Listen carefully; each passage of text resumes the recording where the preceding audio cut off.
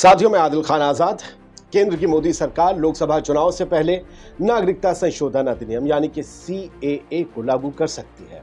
Indian express की एक report के मुताबिक और बाकी मीडिया संस्थानों की रिपोर्ट्स के मुताबिक केंद्रीय गृह मंत्रालय मार्च के पहले हफ्ते में इसे लेकर एक अधिसूचना जारी करेगा या कर सकता है। मीडिया रिपोर्ट्स ये बताती हैं कि अप्रैल और मई में इस साल लोकसभा चुनाव होने हैं। लोकसभा चुनाव की तारीखों का ऐलान हो इससे पहले मार्च के पहले ही हफ्ते में केंद्र वाली मोदी सरकार इस CAA को, इसके नियमों को लागू कर सकती है। रिपोर्ट्स ये बताती हैं कि चुनाव आयोग लोकसभा चुनाव की तारीखों का ऐलान मार्च के दूसरे हफ्ते में कर सकता है। अब वो करेगा, सरकार को तो पता होगा कि कब वो ऐलान करेगा, लिहाजा उससे पहले ही कानून लाना है ताकि मॉडल कोड ऑफ कंडक्ट ना लग जाए।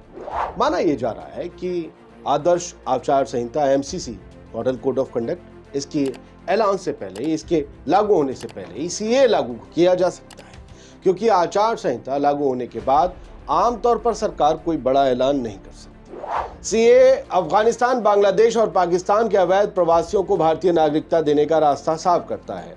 इसमें हिंदू, सिख, बौद्ध, जैन, पारसी और ईसाई शामिल हैं, लेकिन मुसलमान इस कानून से बाहर हैं। यही सबसे बड़े विवाद की वजह है। भारत के मुसलमानों में इस बात का खौफ है कि कहीं उन्हें पाकिस्तानी या बांग्लादेशी मूल का अवैध घुसपैठिया बताकर भारत से ना निकाल दिया जाए और CAA के तहत वो मुसलमान होने की वजह से नागरिकता के लिए अप्लाई भी नहीं कर सकेंगे। वैसे ऐसा करना कोई हलवा तो है नहीं जो कोई गप गप करके खा जाएगा। इस बात को नेता भी समझते हैं, भाजपा के नेता भी समझते हैं, वो नेता भी समझते हैं जो बड़ी बेशर्मी से इस देश के मुसलमानों को पाकिस्तानी या बांग्लादेशी घुसपैठिया या रोहिंग्या बता देते हैं। वो बेशर्म है नेता कि अपने ही नागरिकों में विदेशी ढूंढ लेते हैं और जबकि विदेशियों को बहू बना लेते हैं, सारे चक्कर लगाते हैं। खैर छोड़िए, CAA 11 दिसंबर 2019 को संसद द्वारा पारित किया गया था, आप सब जानते हैं। अगले दिन इसे अधिसूचित किया गया था। अमित शाह ने कई बार कहा है कि विपक्षी दलों के जोरदार विरोध के बावजूद CAA को लागू किया जाएगा। एक बार तो वो ये भी कह चुके हैं कि करेंगे और कोई रोक नहीं पाएगा। लेकिन लोकसभा चुनाव से पहले एक बार फिर CAA का जिन क्या हुक्म है मेरे आका कहकर बोतल से बाहर आ गया। अब इसका बाहर निकाला जाना कई सवाल भी खड़े करता है। सबसे पहला सवाल तो यह है कि इसकी टाइमिंग बहुत जबरदस्त है। चुनाव से पहले इसको चर्चा में लाना और लागू कराने का दावा करना, ये मोदी, शाह और BJP के लिए जरूरी है या मजबूरी है?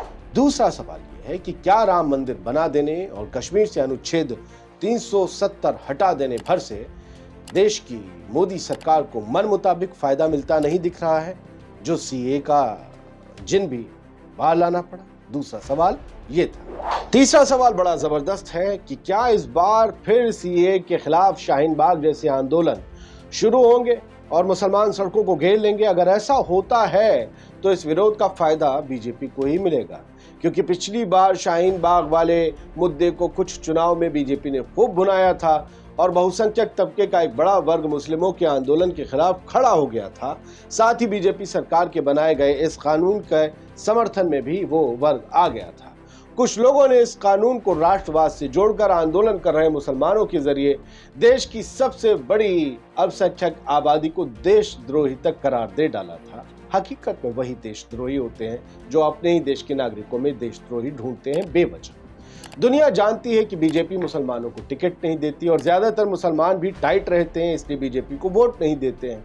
तो क्या CAA का राग छेड़ा जाना कट्टर हिंदू वोटर्स की गोलबंदी है? और क्या फिर से देश में साल 2019-20 वाला माहौल देखने को मिलेगा? अगर ऐसा हुआ तो अमित शाह का ऐलान या मोदी सरकार की कोशिशें BJP के लिए फायदा लेकर ही आएंगी।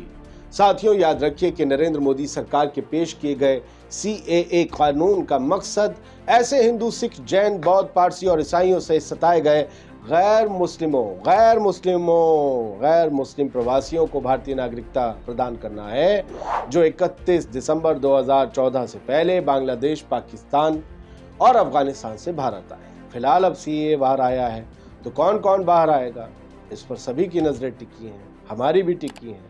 जैसी अपडेट आएगा धन से आपके सामने लाएंगे। शुक्रिया, देखते रहिए द हिंदुस्तान पोस्ट।